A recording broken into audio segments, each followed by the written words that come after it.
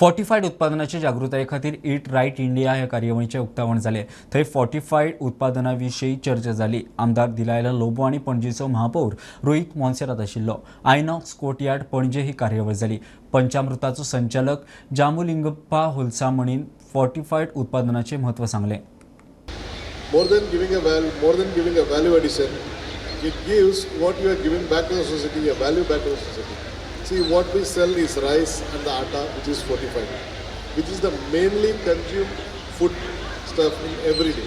We start the day with the chapati and noon with the lunch with the rice. Wherein in today's world, due to some nutrition deficiencies which are not identified, they are called as hidden hunger, wherein our body needs them, but it will be identified very late when we go to a doctor, when we consult, when we make some check. That time we'll come to know these deficiencies have been occurred with us. So rice fortified with 9 added vitamins and minerals, and atta fortified with 3 vitamins and minerals, which we introduced in the market with only one cause as a corporate social responsibility.